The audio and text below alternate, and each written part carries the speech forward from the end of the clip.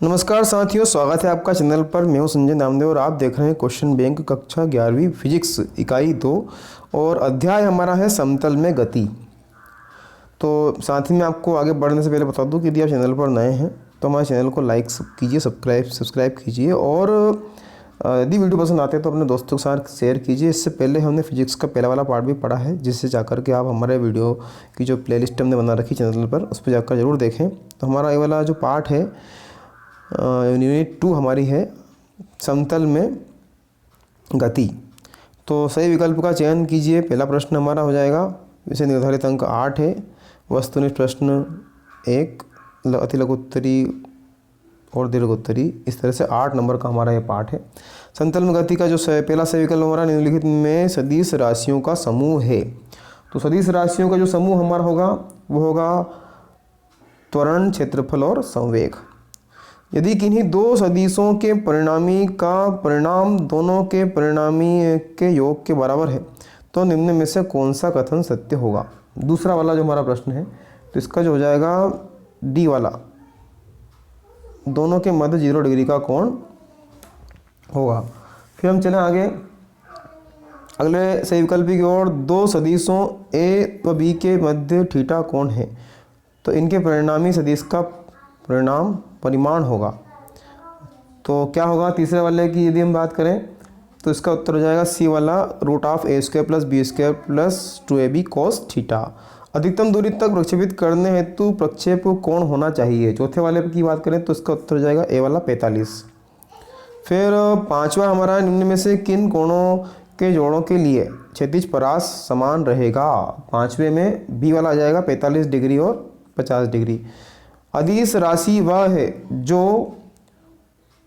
उन सभी दर्शकों के लिए एक ही मान रखती है जो चाहे अक्षों के से उनको अभिविन्यास जो है उनका जो है भिन्न भिन्न हो। यह वाला डी वाला उत्तर हो जाएगा। एक वाक्य और एक शब्द में उत्तर दीजिए। शून्य सदिश किसे कहते हैं, प्रक्षेप किसे कहते हैं। किसी सदिश ए की दिशा में एकांक सदिश लिखिए और अभिकेंद्री त्वरण का सूत्र कोणीय वेग के पद में व्यक्त कीजिए। देखिए यहाँ पर हमने इनको हल करने का प्रयास किया, आपको पूरा एक साथ उत्तर दिखाई दे रहा है। पहला वाला हमारा है शून्य सदिश किसे कहते हैं, तो वह सदिश जिसका परिमाण शून्य हो और शून्य सदिश कहलाता है। दूसरा वाला है हमारा प्रक्षेप किसे कहते हैं, यदि किसी पिंड को किसी प्रारंभिक वेग से ऊर्ध्वाधर दिशा में भिन्न किसी अन्य दिशा में फेंका जाए तो फेंके गए पिंड को प्रक्षेप कहते हैं। अगला हमारा तीसरा वाला, किसी सदिश ए की दिशा में एकांक सदिश लिखिए तो एकांक सदिश ए बटे उसका मापांक सदिश मतलब परिमाण एकांक सदिश हो जाता है, ए का केप कहलाता है। चौथा है अभिकेंद्री त्वरण का सूत्र कोणीय वेग के पद में लिखिए तो अभिकेंद्री त्वरण ए बराबर न्यू ओमेगा और v² बटे r, इसको हम ω² r के रूप में लिख सकते हैं। आगे हम बढ़ें तो हमारे जो छोटे प्रश्न हैं अति लघुत्तरी 2 नंबर के लायक, सदिशों के योग संबंधी त्रिभुज नियम लिखिए। तो दो सदिश परिणाम व दिशा में एक त्रिभुज की दो संलग्न भुजाओं द्वारा एक क्रम में प्रदर्शित किए जा सकते हैं। उनका परिणामी सदिश परिणाम तथा दिशा में त्रिभुज की तीसरी भुजा द्वारा विपरीत क्रम में प्रदर्शित होता है। इसे चित्र के माध्यम से समझा जा सकता है।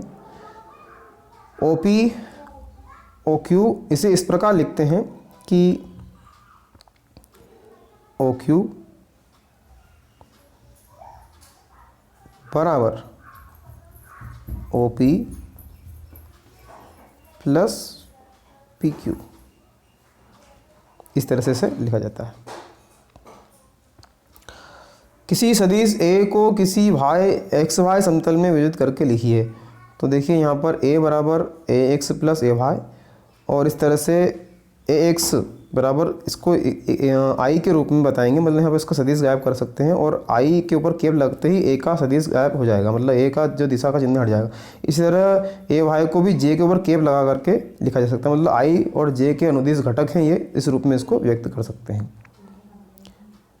एकांक सदिश किसे कहते हैं, तो IJ के क्या है ये हमें बताना है।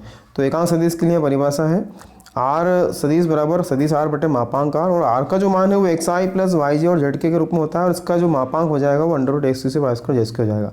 अब I क्या है तो मैं बताना चाहूँगा कि x अक्ष के अनुदिश जो घटक है वो आई कहलाता है, वाई अक्ष के अनुदिश घटक है वो जे कहलाता है, और जेड अक्ष के अनुदिश घटक जो है वो के कहलाता है। इस प्रश्न क्रमांक 4 को देखिए, यहाँ पे नहीं बताया गया है, स्वयं करें कहा गया है। मतलब इसका भी यही है कि एक्स वाई जेड अक्ष के अनुदिश एकांक घटना क्या होते हैं, तो वो इस सूत्र की सहायता से हम ज्ञात कर सकते हैं। कोणीय वेग किसे कहते हैं, इसका उपयोग लिखिए। तो वृत्तीय गति के समय के साथ कोणीय विस्थापन की दर को कोणीय वेग कहते हैं, और इसे ओमेगा से प्रदर्शित किया जाता है। तो कोणीय विस्थापन बटे समय अंतराल del theta upon del t के रूप में से लिखा जाता है। फिर हम देखें वृत्तीय गति के लिए आवर्तकाल और आवृत्ति की परिभाषा व सूत्र। तो वृत्तीय गति करते हुए कण द्वारा एक पूर्ण चक्कर लगाने में लगा समय कण का आवर्तकाल कहलाता है। इसे टी से दर्शाया जाता है। इसका मात्रक क्या है, सेकंड है, और इसका सूत्र है टी बराबर 2 बटे ओमेगा, या ओमेगा बराबर 2 बटे टी के रूप में इसको लिखा जाता है। अब हम देखें आवृत्ति, 1 सेकंड में कण द्वारा लगाए गए वृत्त के चक्करों की संख्या को आवृत्ति कहते हैं।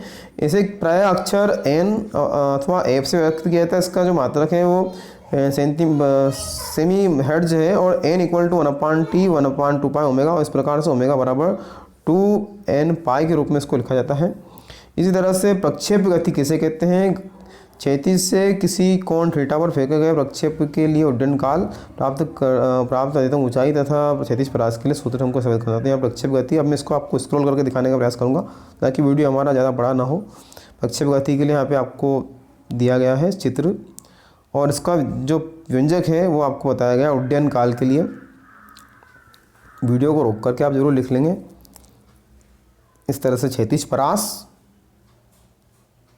परास बराबर क्षैतिज वेग गुणित उड्डयन काल और अधिकतम ऊंचाई। तो ये आपका जो गति का दूसरा सूत्र उसकी सहायता से एस बराबर टी प्लस 1/2 स्क्वायर की सहायता से, है ना।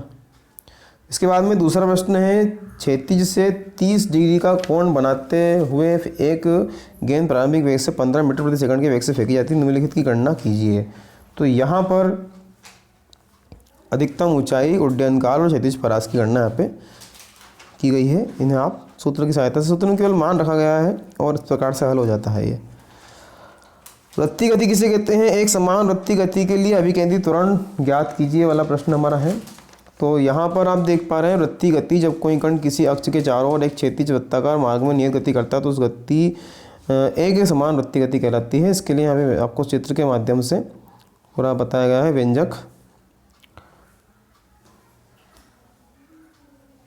व्यंजक का स्क्रीनशॉट लेकर के आप लिख लेंगे। उन उन्नयनों के लिए जिनके मान 45 डिग्री के बराबर मात्रा द्वारा अधिक या कम है कि क्षैतिज परास के बराबर होते हैं, इस कथन को सिद्ध कीजिए। तो यहाँ पे व्यंजक है, इसको चित्र बना करके समझाने का पूरा प्रयास किया गया है। इस तरह से क्रिकेट का कोई खिलाड़ी किसी गेंद को 100 मीटर की अधिकतम क्षैतिज दूरी तक फेंके जा सकता है, और खिलाड़ी उसी गेंद को ज़मीन से ऊपर कितनी ऊंचाई तक फेंक सकता है। तो यहाँ पर क्षैतिज दूरी, क्षैतिज परास के माध्यम से ना। फिर अधिकतम ऊंचाई के लिए ये आपका जो तीसरा नियम है v² बराबर u² या 2gh। तो यहाँ अधिकतम ऊंचाई पर v का मान 0 हो जाएगा, की सहायता से यहाँ पर h का मान ज्ञात किया गया है। इस तरह से छठा हमारा जो प्रश्न है और अंतिम प्रश्न सिद्ध कीजिए कि मूल बिंदु से थीटा पर फेंके गए प्रक्षेप के लिए प्रक्षेप कोण का मान थीटा बराबर tan इनवर्स 4h/r होगा। यह प्रयुक्त तरीकों से अर्थ सामान्य है। ठीक है, इस तरह से इसका भी व्यंजक आपको प्रस्तुत किया गया। ये इस तरह से हमारा ये वाला भाग समाप्त होता है। अगले भाग में हम कार्य ऊर्जा और शक्ति वाले पाठ का अध्ययन करेंगे।